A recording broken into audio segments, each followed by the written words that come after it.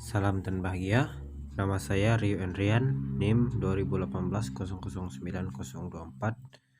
dari Prodi Agroteknologi. Di sini saya akan mempresentasikan hasil dari praktikum kultur jaringan pada tanaman musiman, tanaman tomat. Sterilisasi peralatan dan media. Sterilisasi bermanfaat untuk membersihkan seluruh alat-alat yang digunakan sehingga terbebas dari hal-hal yang dapat menimbulkan kontaminasi. Alat-alat tersebut dicuci dengan deterjen, kemudian dibilas dengan air, setelah itu dikeringkan. Benih atau biji tomat yang telah terpilih sebelumnya disemaikan dan didesinfektan. Caranya dengan merendam benih ke dalam larutan fungisida agar mikroorganisme yang dapat menimbulkan penyakit akan mati. Penyiapan media tanam. Media tanam terdiri dari campuran beberapa media seperti tanah, kotoran ayam, kotoran sapi, arang sekam, serta serbuk gergaji. Setiap media dicampur tanah dengan perbandingan 1:1. Media tanam yang telah dicampurkan selanjutnya dimasukkan ke dalam polybag. Setelah itu dilakukan penyiraman pada polybag yang telah diisi dengan media dan dibiarkan selama 1 minggu sebelum ditanami. Penanaman dan pemeliharaan. Setelah bibit berumur 3 minggu, bibit siap untuk ditanam. Sebelum ditanam, media terlebih dahulu disiram dengan air sampai cukup basah. Penanaman dilakukan pada pagi hari, pukul 06.00 kurang lebih 08.00. Teknik penanaman. Yang pertama, penentuan pola tanam dibagi menjadi dua, yaitu sistem dirempel dan sistem bebas. Sistem dirempel yaitu jarak tanam sistem ini adalah 50x50 atau 60x60 cm, bujur sangkar atau segitiga sama sisi. Cara menanam dengan sistem ini maksudnya yaitu tunas-tunas yang tumbuh diambil atau dipotong sedini mungkin, sehingga tanaman hanya memiliki satu batang tanpa cabang. Sistem bebas yaitu ukuran jarak tanam bebas adalah 80x100, 80x80, 80x100, dan 100x100 cm. Bentuk yang digunakan dapat berupa bujur sangkar, segi panjang, atau segitiga sama sisi. Cara menanam dengan sistem ini bertujuan untuk membiarkan tunas-tunas yang tumbuh menjadi cabang-cabang besar. B. Pembuatan lubang tanam.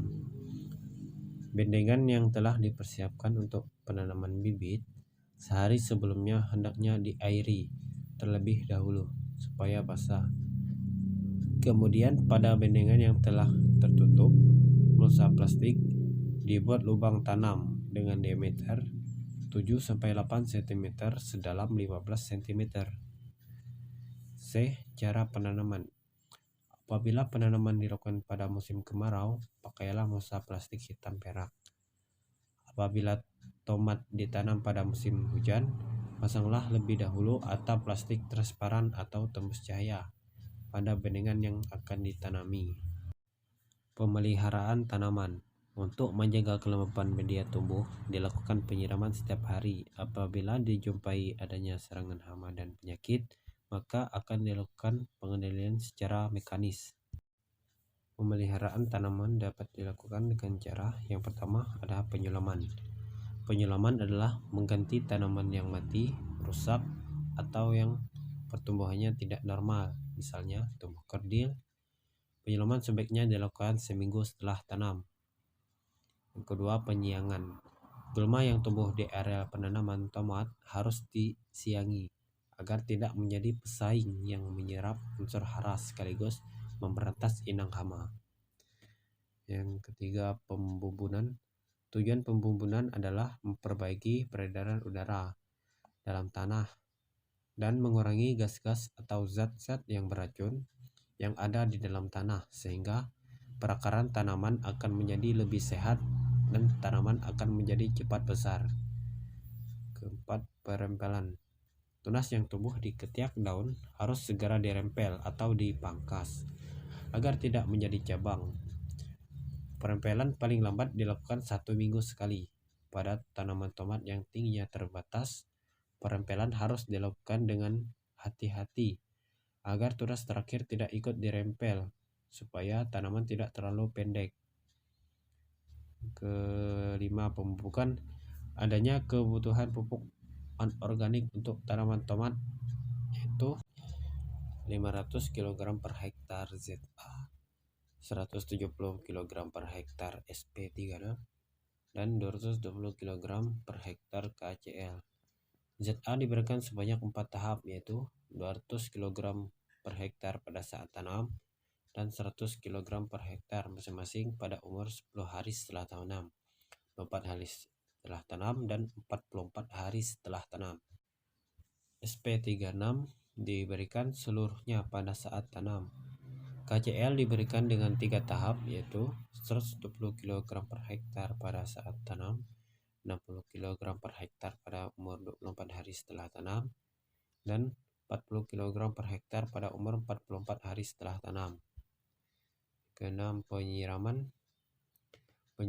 Pemberian air yang berlebihan pada areal tanaman tomat dapat menyebabkan tanaman tumbuh memanjang, tidak mampu menyerap unsur-unsur hara, dan mudah terserang penyakit. Begitu pula kekurangan air yang berkepanjangan dapat mengganggu pertumbuhan tanaman pada stadia awal. Selanjutnya, pemasangan ajir. Pemasangan ajir dimaksudkan untuk mencegah tanaman tomat roboh. Yang ke-8, pemangkasan cabang. Pemangkasan cabang dengan meninggalkan satu cabang utama per tanaman akan menghasilkan buah tomat dengan diameter yang lebih besar dibandingkan dengan tanpa pemangkasan. Kultur kalus. Banyak faktor yang mempengaruhi pembentukan tekstur kalus, antara lain jenis tanaman yang digunakan sebagai eksplan, komposisi nutrisi media, zat pengatur tumbuh, kondisi lingkungan kultur. Pemeliharaan jenis eksplan juga mempengaruhi pertumbuhan dan produksi kalus pada kultur jaringan. Kalus dapat diperoleh dari berbagai macam organ, tetapi lebih responsif pada organ yang masih muda atau bersifat meristematik, misalnya hipokotil dan kotiledon.